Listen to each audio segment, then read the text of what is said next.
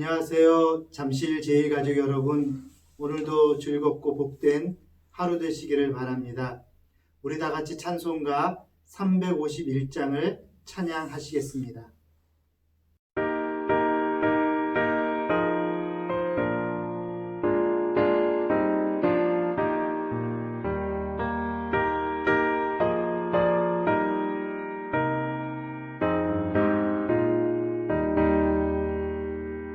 믿는 사람들은 주의 군사니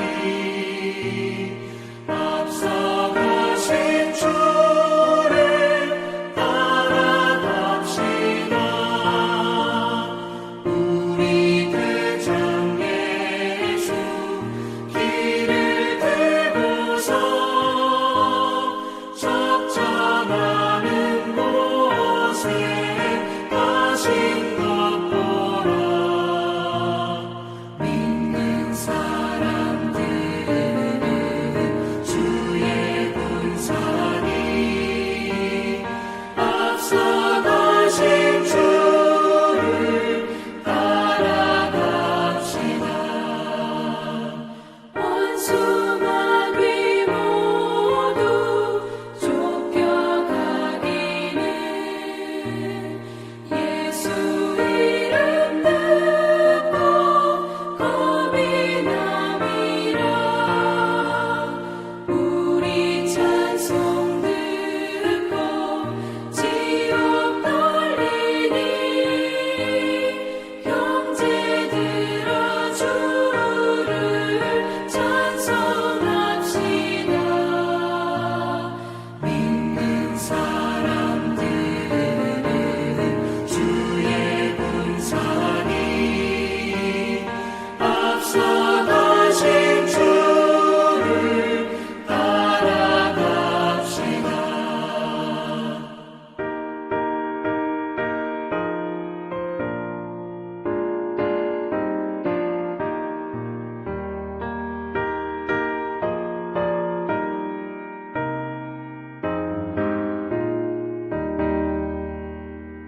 세상 나라들은 멸망당하나 예수 교회 영영 왕성하리라. 마귀 권세 감히 해치 못함은 주가 모든 교회 지키심이라. 믿는 사람들은 주의 군사니 앞서가신 주를 따라갑시다. 백성들아 와서 함께 모여서 우리 모두 함께 해가 부르세. 영원토록 영광 권세 찬송을 우리 임금 주께 돌려보내세. 믿는 사람들은 주의 군사니 앞서가신 주를 따라갑시다.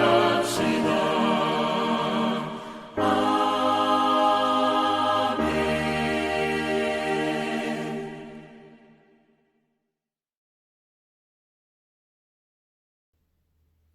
오늘은 화요일입니다. 우리 함께 같이 기도할 제목은 환우들과 그 가족들을 위해서 우리 한 목소리로 같이 기도하시겠습니다.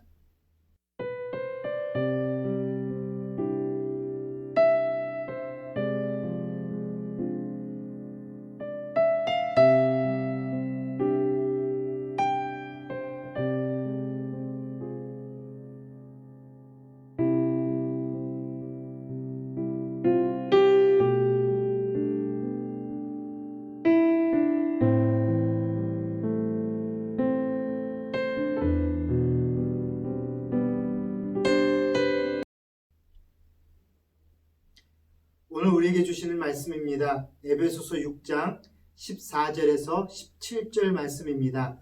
우리 말씀을 같이 읽도록 하겠습니다. 그런즉 서서 진리로 너희 허리띠를 띠고 의의 호심경을 붙이고 평안의 복음이 준비한 것으로 신을 신고 모든 것 위에 믿음의 방패를 가지고 이로써 능히 악한 자의 모든 불화살을 소멸하고 구원의 투구와 성령의 검 곧 하나님의 말씀을 가지라. 아멘. 지금까지 우리는 하나님의 전신갑주를 구성하는 6가지 무기들 중에서 5가지의 무기를 살펴보았습니다. 진리의 허리띠와 의의 호심경, 평화의 복음으로 준비된 신발, 믿음의 방패, 그리고 구원의 투구가 바로 그것입니다. 지난 시간에 말씀드린 것처럼 이 무기들은 마귀의 관계를 대적하기 위한 맞춤형 무기이기 때문에 그 성격상 공격용 무기가 아니라 보호용 무기 또는 방어용 무기라고 할 수 있을 것입니다.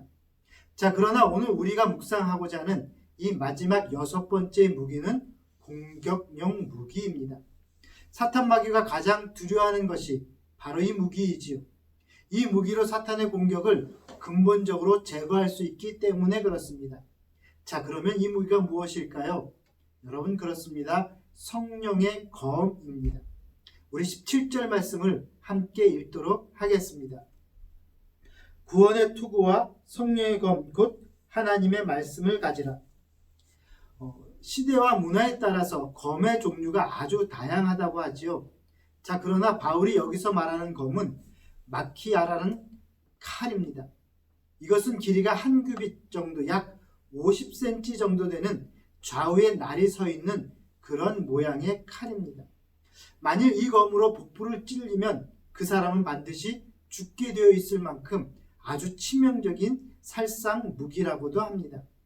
자, 우리가 앞에서 언급했던 것처럼 다른 무기들은 우리 신체의 각 부분을 보호하기 위한 방어용 무기이지만 이 검은 상대방을 공격할 수 있는 무기입니다. 자, 다른 무기들은 다 갖추어 있다 하더라도 이 검이 없다면 감히 전쟁터에 나갈 수가 없을 것입니다. 영적인 싸움도 마찬가지이죠. 악한 사탄 마귀의 공격을 방어하는 것만으로는 충분하지 않기 때문에 그렇습니다. 아무리 우리가 방어를 잘한다고 해도 10번 찍어 안 넘어가는 나무가 없는 것처럼 여러분, 계속 수비만 하다가는 결국 지고 말 것입니다.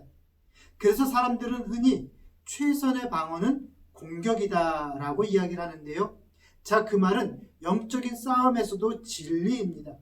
사탄 마귀를 향하여 치명타를 주지 않고는 영적인 싸움에서 이길 수가 없기 때문에 그렇습니다.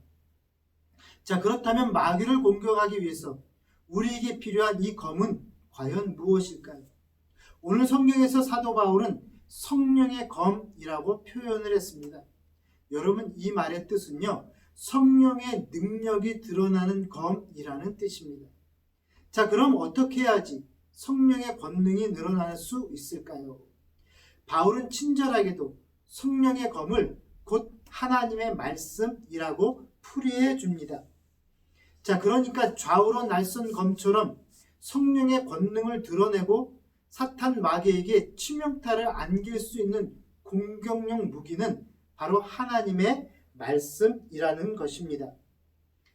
자, 요한계시록 1장에 보면은요, 이 마키아라라는 검이 예수님의 입에서부터 나온다고 기록이 되어 있습니다. 제가 한번 읽어드리겠습니다. 요한계시록 1장 6절입니다. 16절입니다. 그의 오른손에 7별이 있고 그 입에서 좌우에 날선 검이 나오고 그 얼굴은 해가 힘이 있게 비치는 것 같더라. 아멘. 우리 주님의 입에서 나오는 좌우의 날선 검은 하나님의 말씀이요, 그것이 바로 성령의 검인 것입니다. 실제로 우리 주님은 하나님의 말씀으로 사탄의 시험을 물리치시기도 하셨습니다. 여러분 기억하시죠? 마태복음 4장에 나와 있는 말씀입니다. 돌들로 떡덩이가 되게 하라는 유혹에 사람이 떡으로만 살 것이 아니요 하나님의 입으로부터 나오는 모든 말씀으로 살 것이라. 주님께서는 이 말씀으로 사탄의 시험을 물리치셨고요. 또 성전 꼭대기에서 뛰어내리라는 유혹은 주 너의 하나님을 시험치 말라는 신명기 6장 16절 말씀으로 물리치셨습니다. 만일 내게 경배하면 이 모든 것을 내게 주리라는 이 사탄의 유혹은 주 너의 하나님께 경배하고 다만 그를 섬기라 하였느니라 라는 말씀으로 우리 주님께서 사탄의 유혹을 물리치셨습니다. 자, 그런데 이렇게 말씀을 드리면 어떤 분은 그럴 거예요. 그건 예수님이니까 가능한 일이지. 우리는 그렇게 할 수 없어 라고 하실지도 모르겠습니다. 그런데 아닙니다, 여러분. 주님은요, 우리들도 하나님의 말씀을 검으로 사용해서 사탄 마귀의 유혹과 시험을 넉넉히 이길 수 있게 해주셨습니다. 그것이 바로 주님께서 승천하시기 전에 말씀하셨던 사도행전 1장 8절에 나오는 성령의 권능이라는 말씀입니다. 성령이 임하시면 권능을 받게 되었는데 그 권능이 바로 하나님의 말씀으로 사탄을 대적하는 능력인 성령의 검을 가리키는 말씀입니다. 그러므로 여러분, 우리는 사탄을 두려워할 필요가 없습니다. 성령의 검으로 얼마든지 물리칠 수 있기 때문에 그렇습니다. 그러나 사탄을 두려워할 사람들이 있죠. 그들이 누굽니까? 성령의 검을 가지지 못한 사람들, 즉 하나님의 말씀을 가지지 못한 사람들, 그들이 사탄을 두려워하는 사람들입니다. 자, 그런 의미에서 저는 여러분들이 성경을 암송하는 것이 우리 신앙생활에서 얼마나 중요한 일인지를 특별히 여러분들에게 말씀드리고 싶습니다. 성경 구절을 많이 암송하면 암송할수록 여러분들이 가지고 있는 성령의 검은 더욱 날카롭게 될 것입니다. 그러므로 성령의 검을 자유롭게 구사하기 위해서 우리는 언제나 말씀을 깊이 묵상하고 또 그것을 많이 암송할 수 있는 우리 잠실 제1가족들 되시기를 주님의 이름으로 소망합니다. 기도하겠습니다. 사랑과 은혜가 풍성하신 하나님, 주 없이 살 수 없어 오늘 이 아침에도 주님을 찾습니다. 죄인을 찾아오셔서 우리를 위해 보혈을 흘려주시고 우리를 구속하여 주신 주님, 우리의 참 소망이 되어주시고 우리의 위로가 되어주시니 참으로 감사합니다. 하나님, 하나님께서는 우리 속 깊은 곳 아픔과 고통을 너무나도 잘 알고 계십니다. 우리 안에 간구하지 못하고 숨겨둔 마음의 소원도 알고 계십니다. 하나님, 우리의 마음을 위로하여 주시고 우리를 평온케 하여 주옵소서. 오늘 아침을 병실에서 맞는 성도들을 하나님께서 기억하여 주시길 기도합니다. 하나님께서 긍휼을 베풀어 주옵소서.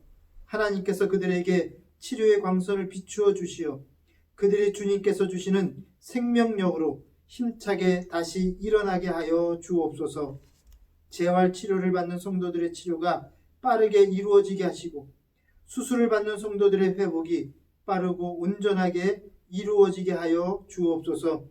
오늘도 성령 하나님께서 우리 잠실제일의 가족들을 도우시고 보호하시며 지켜 주옵소서. 예수 그리스도의 이름으로 기도합니다. 아멘.